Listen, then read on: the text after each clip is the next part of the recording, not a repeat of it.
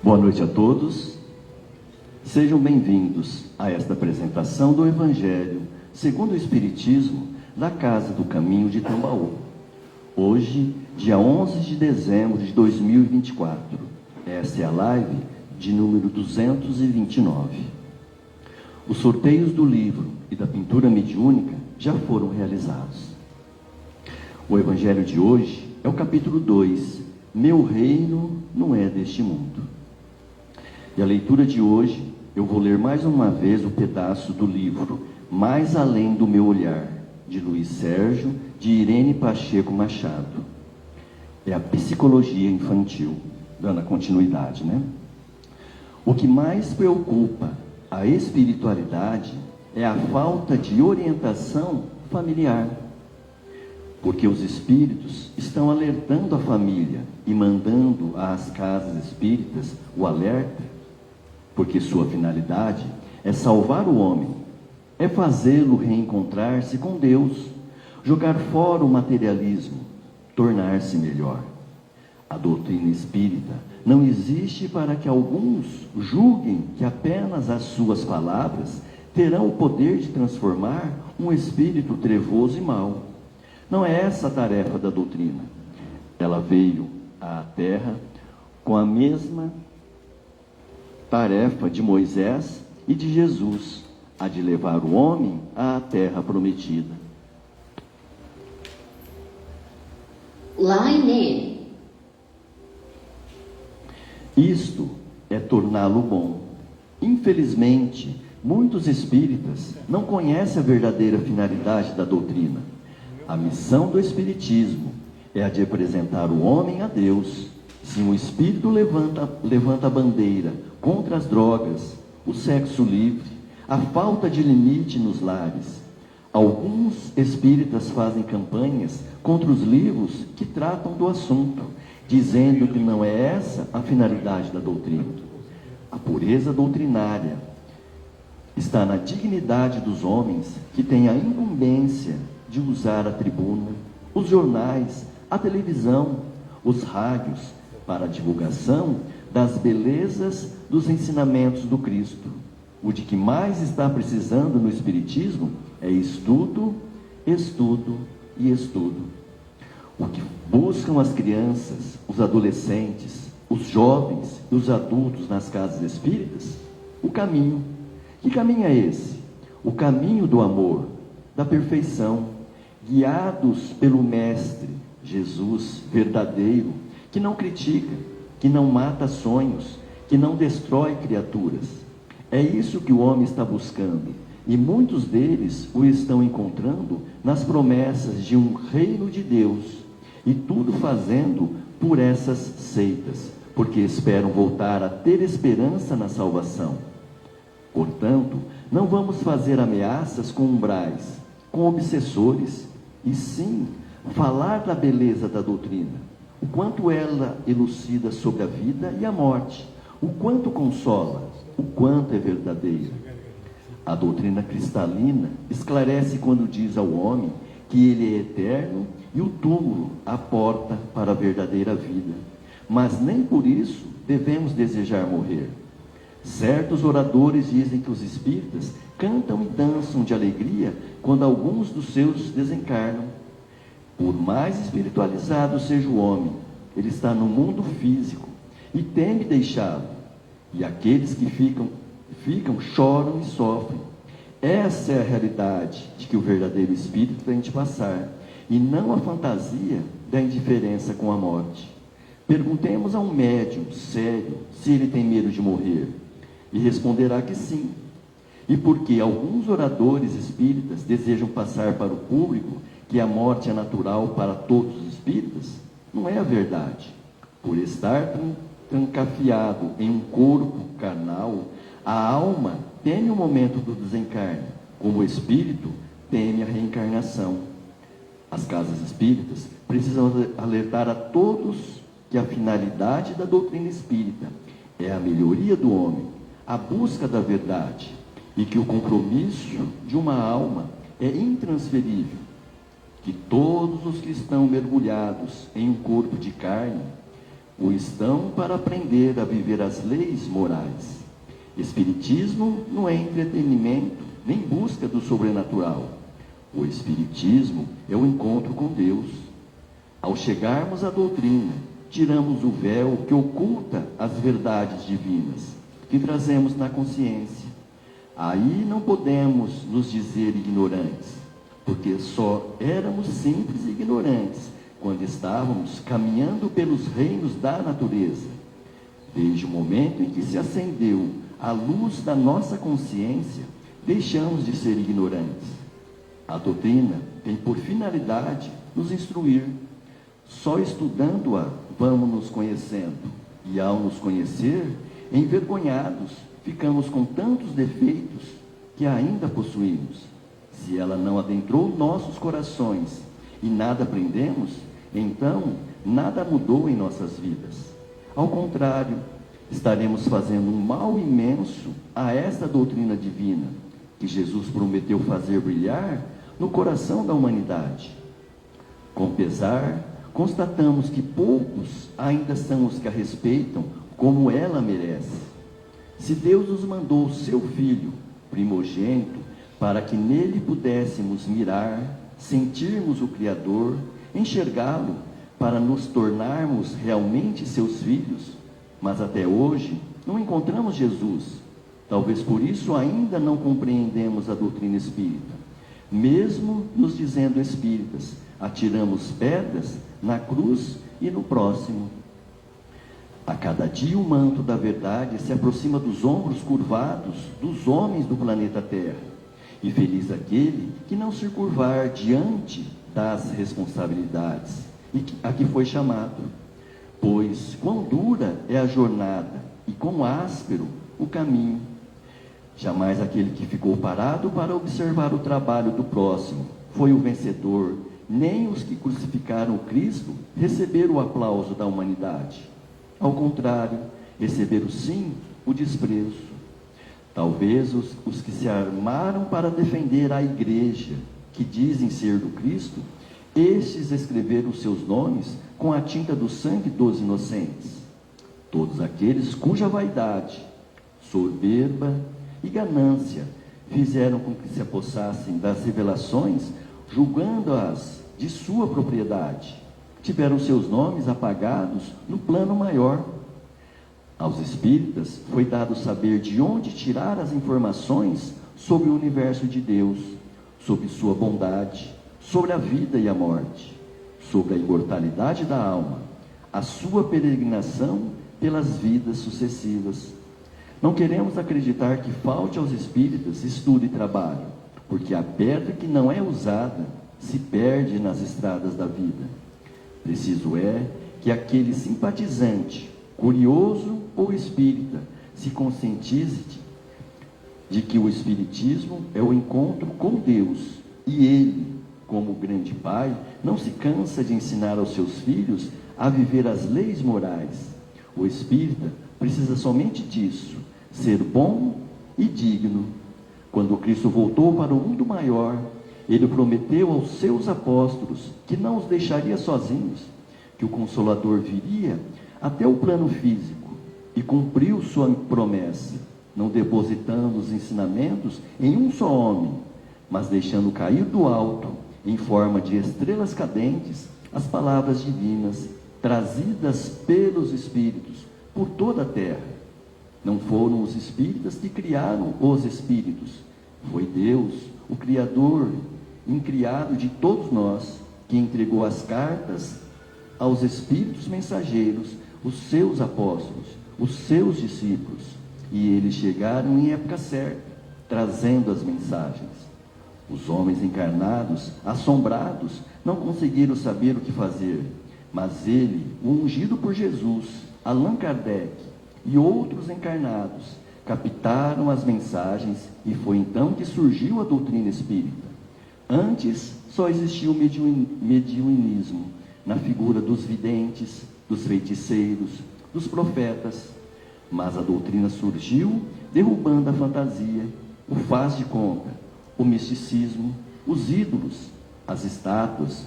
Enfim, ela chegou como fonte de luz, espantando as trevas da morte. Os homens inebriados foram catalogando as estrelas cadentes, repletas de luz, e as levando até Allan Kardec, para que ele as juntasse, como fez um zeloso jardineiro. E isso ele fez, juntou o primeiro buquê de estrelas, chamado carinhosamente de O Livro dos Espíritos.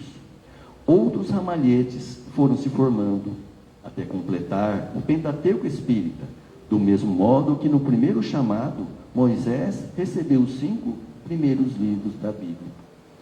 Então esse é um ensinamento para que a gente possa entender o que é o Espiritismo, e a gente vivenciá-lo com fé, com determinação, com coragem, com a moral. Que a gente possa guardar no nosso coração todos os ensinamentos e colocá-lo isso em prática, para que a gente possa ser verdadeiramente filho de Deus. Boa noite a todos. Fiquem com Deus.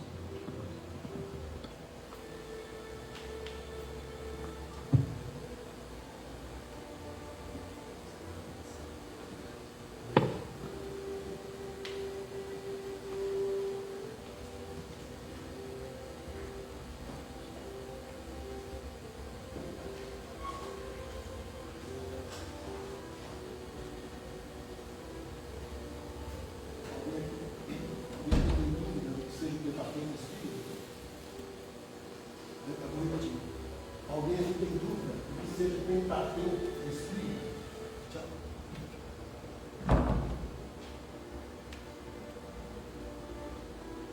Terceira coisa. Alguém aqui tem dúvida do que seja o Pentateuco Espírito? Acredito que ninguém. O que é o Pentateuco Espírito? Os 5 livros da. Eu não quero você não. Quero ter um título. Não é sério. Alguém tem dúvida do que seja? Todo mundo sabe? Não, eu não sei. Alguém mais não sabe? Penta, 5 livros, né? 5 livros. O livro maestro, digamos assim, que representa a estrutura básica da codificação espírita, é o Livro dos Espíritos. Ok? Dele, do Livro dos Espíritos, derivam os demais. O Livro dos Espíritos é constituído por 4 livros, 4 tomos. Então ele tem a introdução, tem os prolegômenos, tem depois o tomo 1, que trata das leis, das causas primárias. O tomo 2, o Mundo dos Espíritos. O tomo 3, que trata das leis morais. O tomo 4, Esperanças e Consolações, depois tem as conclusões. De cada um desses tomos, aproximadamente, derivaram os demais livros da codificação. Então, Kardec publicou em 1857 o Livro dos Espíritos, em 1861 a segunda versão. A primeira versão saiu com 500 perguntas e a segunda com 1019, que é a atual que nós temos hoje. Dele, deu o Livro dos Espíritos, derivaram logo depois o Livro dos Médiuns, que é uma espécie de manual de evocação, de orientação para aqueles que têm a missão e assumem a missão da comunicação com os Espíritos. Depois tem, então veja, o Livro dos Espíritos, Livro dos Médiuns, ou Evangelho do Espiritismo, que traz a moral do Cristo, céu e inferno, ou seja, a justiça divina segundo o Espiritismo, e a Gênese. Isso em 15 anos Kardec desenvolveu esse trabalho. Só que naquela época ele já previa que no século XX, final do século XX, começo do século XXI, ia surgir rádio, depois televisão. No começo do século XXI ia surgir as redes sociais, WhatsApp, Facebook, Instagram. Ele fala que aquele povo não vai ter tempo para ler tudo isso. E ele fez uma síntese de O Livro dos Espíritos, que chamam que é o Espiritismo. Então a codificação, as obras básicas do Espiritismo, são esses 5 que eu falei, mais o que é o Espiritismo. Depois de seu desencarne, teve uma coletânea de registros dele, que constituía obras póstumas. E além disso, a Revista Espírita, que ele escreveu durante 12 anos. Mensal, sem pular um mês. Então, quando nós começamos a descobrir a doutrina espírita, nós precisamos ter em mente que, no mínimo, essas obras nós temos que ler. Depois que ler, volta e começa tudo de novo. Lê uma por uma. Lê lá a introdução do Livro dos Espíritos. Lê a questão número 1, que é Deus. Vai lendo, até chegar a 1019, que fala sobre os novos tempos, que depois ele explora em A Gênese. Depois que terminou a 1019, começa de novo na 1. Se a mediunidade começar a aflorar, depois de o Livro dos Espíritos, corre para o Livro dos Médiuns. Se temos dúvidas na nossa vida de relações, o que é essa coisa de moral, de transformação moral, mergulhe no Evangelho. Se temos dúvidas sobre se Deus é soberanamente bom e justo, bom, nós temos um livro da codificação que trata da justiça divina. Vamos lá no céu e inferno.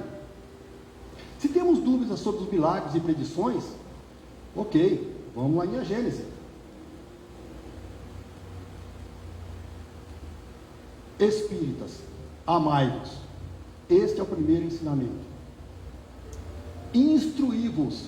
Este é o segundo. Não adianta o mestre ter mandado o Consolador prometido, os Espíritos eles nos mandaram todo esse cabedal de informações, de conhecimentos, se a gente não acessa. E hoje está disponível na internet. E olha que eu estou falando apenas das obras básicas. Eu estou falando de Kardec. Eu não estou falando dos contemporâneos de Kardec. Leon Denis, Gabriel Delany, Aksakov, William Crookes, esse povo todo. Eu não estou falando dos continuadores, representados por toda a obra de Francisco Cândido Xavier, André Luiz, Emmanuel. Eu não estou falando da obra de Joana de Ângeles, pela psicografia de Valdo Pereira Franco. Não estou falando das obras de Ivone Pereira, dos estudiosos brasileiros como Herculano Pires, Jorge André, Hernando Guimarães e tantos outros. Gente, nós temos que ler, nós temos que estudar. Porque quando estudamos, ampliamos a nossa percepção. E só podemos mudar aquilo que percebemos. Não podemos mais nos acomodarmos ao comodismo da inércia.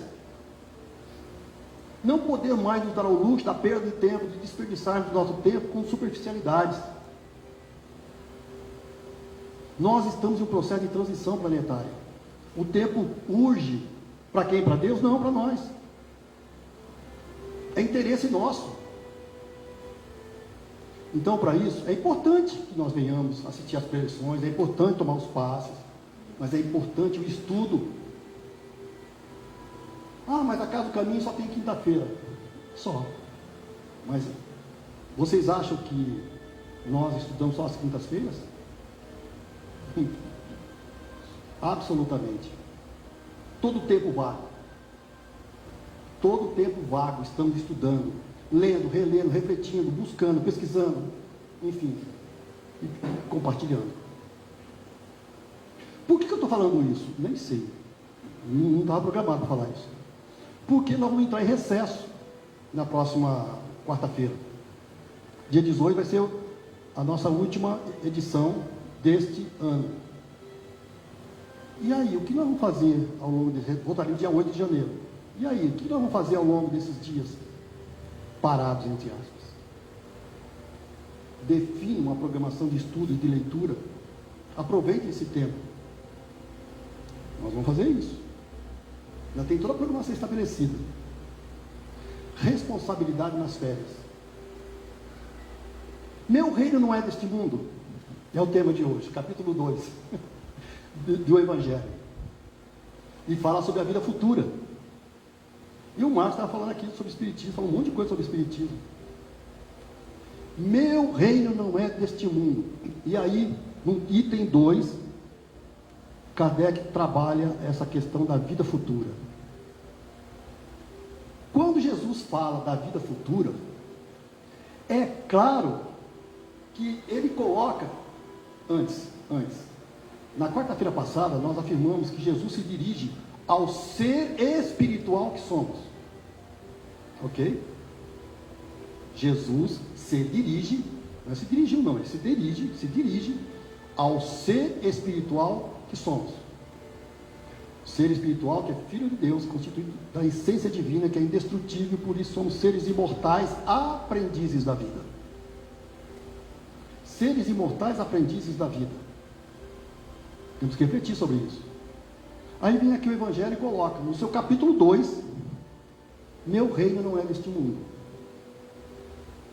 Bom, esse mundo, o que acontece? Nós estamos aqui, alguns vivem algumas horas, outros vivem 100 anos, 100 e pouco, tem alguns aí com 112, e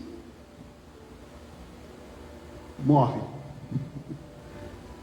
O corpo morre. O que fica?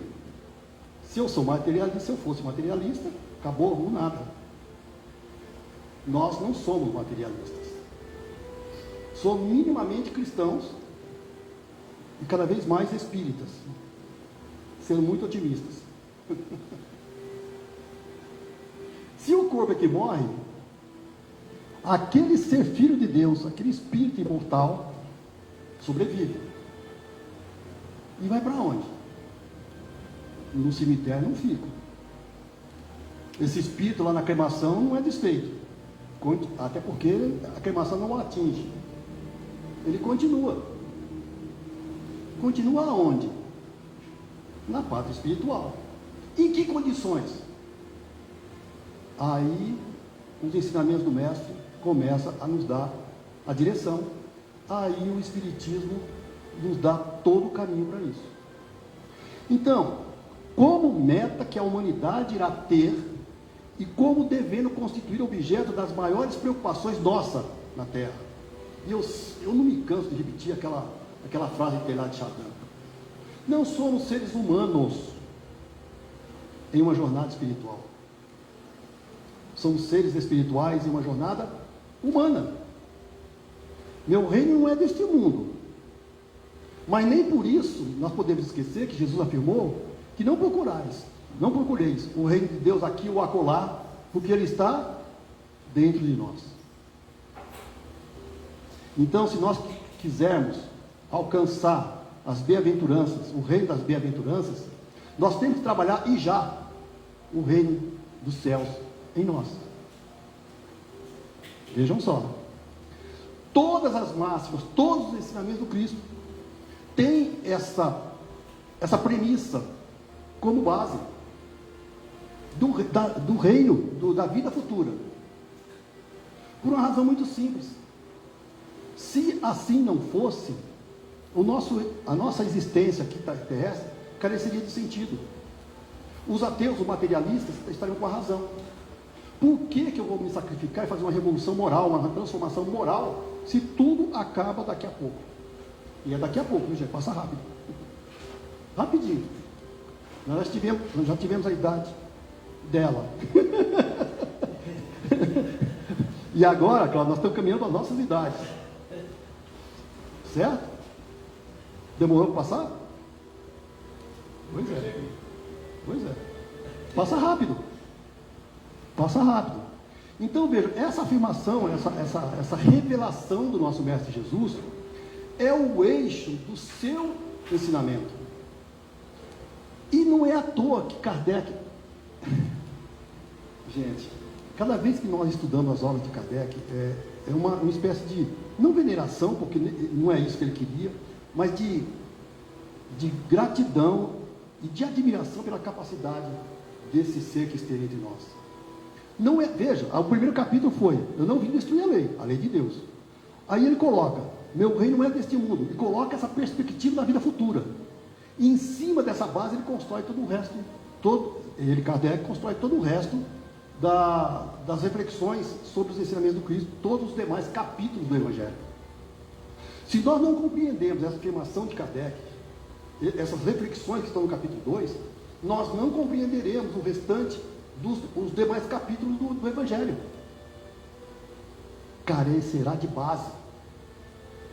Então veja, esse princípio pode, portanto, ser tido como eixo do ensinamento do Cristo, pelo que foi colocado nos primeiros lugares à frente desta obra. É que ele tem que ser o ponto de mira de todos os homens. Só ele justifica as anomalias. Vejam só essa visão da vida futura justifica as anomalias da vida terrena e está de acordo com a justiça de Deus. Só essa visão. A não fosse essa visão, a afirmação de que Deus é soberanamente bom, soberanamente justo, careceria de sentido. Pelas diferenças que nós não conseguiríamos explicar. Com essa visão nós conseguimos. E o Espiritismo deixa claro isso. Então Jesus revelou que há um outro mundo, onde a justiça de Deus segue o seu curso. Aí o seu reino. Lá é que ele se encontra, ele, Jesus, se encontra na sua glória. Lembra quando ele falou a Pilatos? Meu reino não é deste mundo. Se assim fosse, os meus combateriam, não me entregariam. Não permitiria que os judeus me entregassem a você. Estaríamos combatendo. Se fosse aquele reino da matéria. Então é no reino dessa vida futura, no reino do plano espiritual, que Jesus se encontra em sua glória e para onde voltaria quando deixasse a terra. Ou seja, todo cristão necessariamente crê na vida futura. Eu costumo dizer que todo cristão, todo espírita, por princípio, tem que ser um otimista. Não o otimismo da Poliana, aliás, sempre que a gente fala isso tem que se corrigir, né? Não o otimismo da Poliana. Sempre que nós falamos isso, nós temos que nos corrigir. Benditos seríamos nós se tivéssemos o otimismo dela. Não é? Mas um otimismo que vem da fé raciocinada. Da crença nesse Pai Criador, mantenedor, atrator e direcionador da vida dele, que ele criou. Então, todo cristão necessariamente crê na vida futura. Então, o Espiritismo veio completar esse quadro. De que forma? De que forma o Espiritismo completa esse quadro? Então, com o Espiritismo, a vida futura deixa de ser simples artigo de fé, deixa de ser uma mera hipótese, torna-se uma realidade material que os fatos demonstram, porquanto são testemunhas oculares que a descrevem em suas fases todas e em todas as suas perispécies. Mas, puxa vida, como é que o Espiritismo descreve isso? Como é que o Espiritismo demonstra a existência da vida futura? Kardec um dia estava iluminado no canto dele lá em Paris e veio uma inspiração. Foi assim? Como foi? Nós não falamos que Kardec era um cético, que ele se aproximou da doutrina com ceticismo e foi estudando os fenômenos, foi estudando aquelas mesas inteligentes, que ele descobriu a manifestação de uma força, e por descobrir essa manifestação dessa força, descobriu o quê? A vida espiritual, os espíritos. Então, gente, a existência da vida futura, ela foi comprovada pela comunicação dos espíritos. Mas foi um ou dois espíritos? Não. Milhares de espíritos se comunicando no mundo inteiro. E lá no céu e inferno, Kardec descreve o estado no qual se encontram nessa vida futura, no plano espiritual, os espíritos felizes, os medianos e os infelizes. Os espíritos felizes, aqueles que cumpriram a sua programação encarnatória, aqueles que melhor aproveitaram a oportunidade abençoada do pacote pedagógico constituído pelo nosso programa encarnatório. Esses, quando deixam o mundo da matéria, primeiro que o seu desenlace é mais suave, é mais rápido. Aquele momento de perturbação que acontece logo após o desencarne, neles praticamente não existe. E as suas percepções se ampliam. E o seu trabalho, o seu sentimento interior é de plena harmonia. Os espíritos felizes. Os medianos, acreditem, poucos de nós. Não quero ser pessimista, não. Mas ainda não somos a totalidade. Aqueles que avançaram alguma coisa. Aqueles que não pautaram a sua vida pela prática pertinaz do mal. que não pautaram a sua vida na crítica, em destruir as pessoas, que exercitaram a indulgência, mas que ainda carregam as suas dificuldades, os espíritos medianos e os espíritos infelizes, que lamentavelmente constituem ainda uma boa parte da humanidade do nosso planeta. E lá no Céu e Inferno, no capítulo 7, no capítulo 8, tem lá os princípios da justiça divina.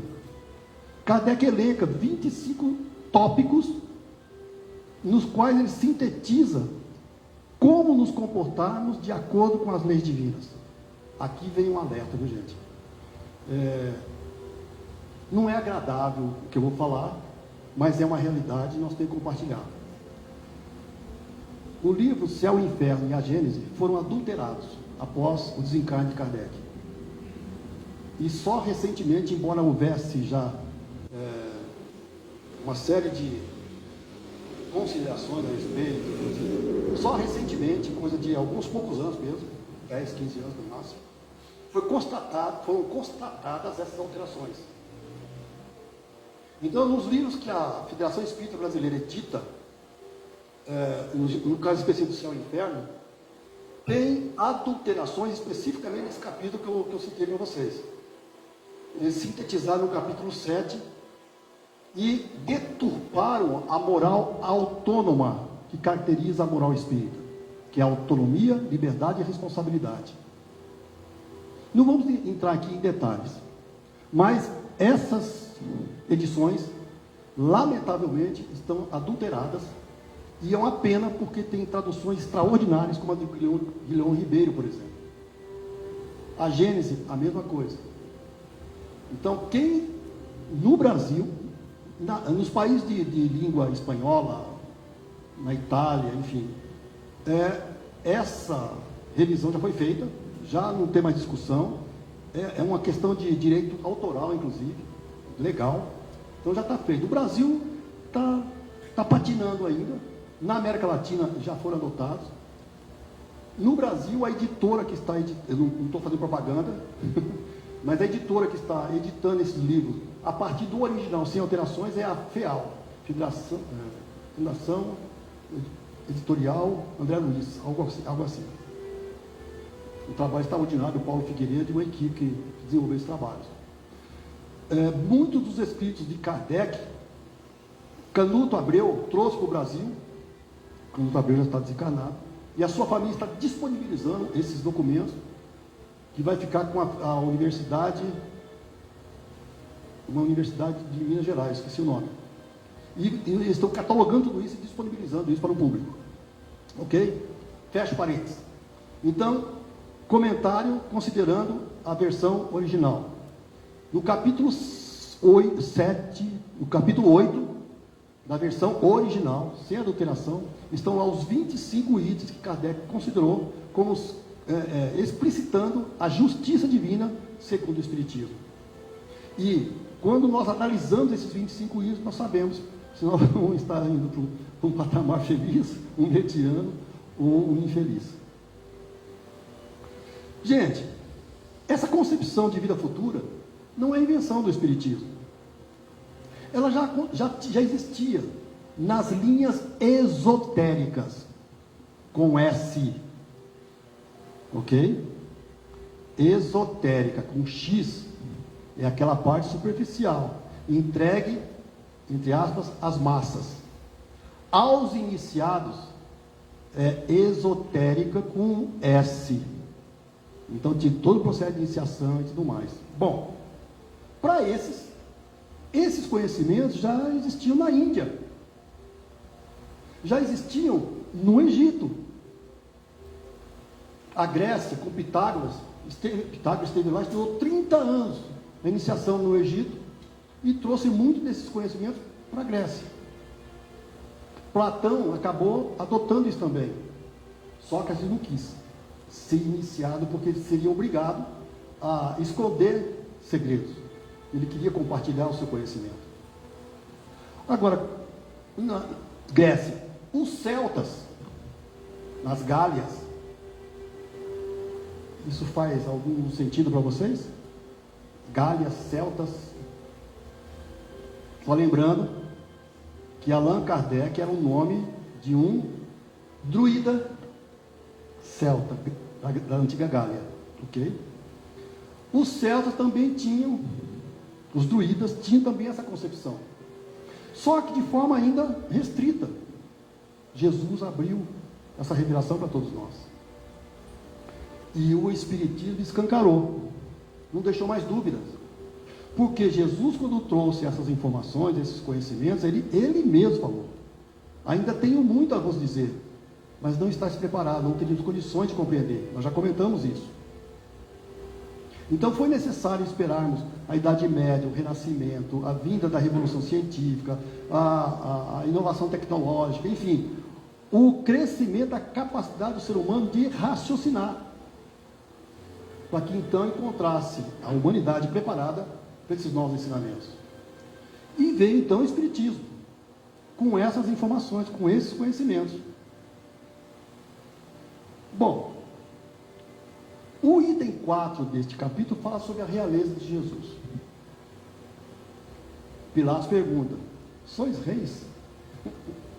E Jesus devolve a pergunta, né? Está dizendo isso por ti mesmo ou alguém te falou isso a meu respeito? Nós comentamos isso na quarta-feira passada. Pilatos não entendeu nada. Pilatos não tinha noção de com quem estava falando. Jesus sabia com quem estava falando e respeitou a hierarquia humana ali representada. Se meu reino fosse deste mundo, aquela frase que nós repetimos, não é? Agora, para ser rei aqui no nosso mundo, precisa ter a coroa? Um rei que não tem coroa, a coroa do trono temporal. Um exemplo nosso aqui, nós temos um monte, nosso Brasil. Um exemplo de um rei. Não. Ele nunca adotou esse. Mas tem alguns que adotaram, que nós assim o classificamos e pegou. Por exemplo, rei de futebol. Rei de futebol. Não estava no trono, mas tinha a excelência reconhecida pela população. Rei Roberto Carlos, quem falou? Rei Roberto Carlos. E por aí vai. Tem uma diferença entre essa realeza temporal e a realeza moral. Então veja, sob esse aspecto, Jesus, sim, entre nós, é rei. Porque ninguém o sobrepuja a imoral. E tem uma diferença fundamental entre a realeza material e a realeza moral. É que a realeza material, ela desaparece. Muitas vezes ela é combatida.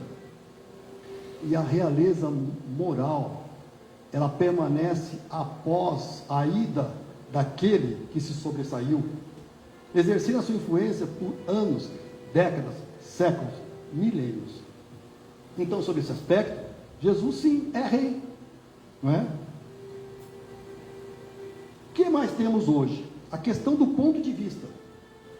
Então, o ponto de vista do ser que se coloca na sua existência. Ok, eu sou materialista. O que acontece? Nós já comentamos rapidamente isso. Por que eu vou realizar esse esforço de transformação moral? Por que eu vou abrir mão dos meus desejos? Então, para quem se coloca pelo pensamento na vida espiritual, que é indefinida, a vida corpórea se torna simples passagem. Breve estada em um país ingrato. Isso são palavras que estão no Evangelho, gente. As vicissitudes e tribulações dessa vida não passam de incidentes que ele suporta com paciência, por sabê-las de curta duração, devendo seguir-se-lhes um estado mais ditoso. Vamos voltar um pouquinho? O Cláudio disse que, no alto dos seus 70 e poucos anos, sub-80, que passou rápido, ele nem percebeu. E olha, acreditem, eu não conheço muito o Cláudio, né? Estou chegando aqui há um pouco tempo, mas eu tenho absoluta convicção que ele passou por muitas e boas nessa vida. Vocês não, boa parte de vocês não, mas o Cláudio, o Marcos, e uns e outros aqui, passaram por muitas e boas nessa vida. Situações que nos levaram ao limite, em termos do nosso equilíbrio mental, espiritual, nos levaram ao limite, a ponto de sabermos checar em termos da nossa fé, a ponto de alguns de nós buscarmos auxílio junto a psicólogos, terapeutas, psiquiatras, trabalhos de cura espiritual, passes. Se nós temos essa concepção, esse ponto de vista da vida futura, e sabemos que estamos num mundo de provas e expiações, e sabemos que a nossa vida constitui um pacote pedagógico, cujo objetivo é a imersão dos valores do Espírito, nós adquirimos a força moral para superar essas dificuldades. Se assim não for, qualquer dificuldade que venhamos a enfrentar, parece que é o fim do mundo. E não é. E não é. O máximo que pode acontecer com um ser encarnado é desencarnar. O máximo que pode acontecer com um ser quando está encarnado é desencarnar. Importa que ele desencarne bem. Aí me vem outra frase agora do Confúcio. Quando você nasceu, todos sorriam e só você chorava. Faça de tudo nessa vida para que quando você morrer, todos chorem e só você sorria. Isso implica a concepção plena dessa visão da vida espiritual. Jesus nos disse isso, o Espiritismo torna claro isso. A bibliografia espírita está plena dessas exemplificações. Muitas vezes nós passamos por uma dificuldade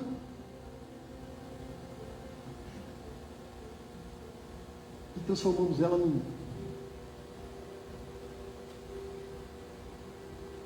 Irmãos nossos estão nesse momento passando por verdadeiras catástrofes. Na Ucrânia, no Oriente Médio. Outros estão sendo envolvidos em flagelos da natureza. Nós estamos aqui. Minimamente devemos ter a sensibilidade de orar e vibrar por eles. E minimamente devemos assumir a postura viril da assunção da responsabilidade pelo nosso trabalho de transformação a partir dessas revelações que o Cristo nos trouxe. Então, pelo simples fato de duvidar da vida futura, o homem dirige todos os seus pensamentos para a vida terrestre, sem nenhuma certeza quanto ao porvir, dá tudo ao presente. Nenhum bem divisando mais precioso do que os da terra torna-se qual a criança que nada mais vê além de seus brinquedos. E não há o que não faça para conseguir os únicos bens que se lhe afiguram reais: os ódios, as guerras e tudo mais.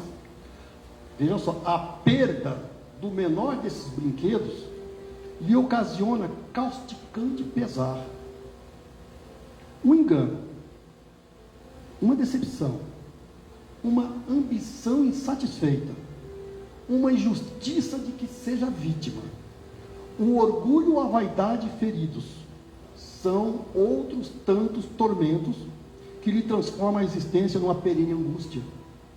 infligindo-se ele, desse modo, a si próprio, verdadeira tortura de todos os instantes.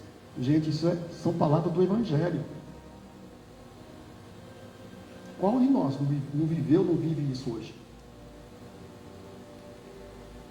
Se vivemos, trabalhando para não viver mais.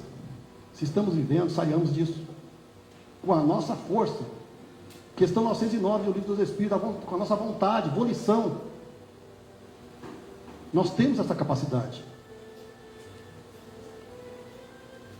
E finalmente, um lembrete. Deus, veja, com tudo isso, Deus não condena os gozos terrenos, mas sim o seu abuso. Então, aquela dicotomia espírito-matéria, não, estamos encarnados, nós buscamos o conforto material, mas sem abuso, a temperança, né? E, por último, ele termina com uma comunicação de uma irmã nossa que foi rainha de França, mostrando em mais um depoimento das veleidades das considerações terrenas, que a realeza dela não a acompanhou nem ao túmulo, que em chegando lá, pensando em ser tratada como rainha, distante disso, e teve que implorar a seres que, quando encarnado, ela o desprezava, e que neste momento estavam numa situação muito melhor do que a dela. E ela lembra, para se granjear um lugar neste reino, na vida futura, são necessárias a abnegação, a humildade, a caridade em toda a sua celeste prática, a benevolência para com todos. Lá não se vos pergunta o que fostes, nem que posição ocupastes, mas que bem fizestes e quantas lágrimas enxugastes. E aí eu lembro da frase de Joana de Ângeles: aquele que se preocupa em enxugar a lágrima do próximo, não tem tempo para chorar. Que Jesus nos abençoe. Muita paz.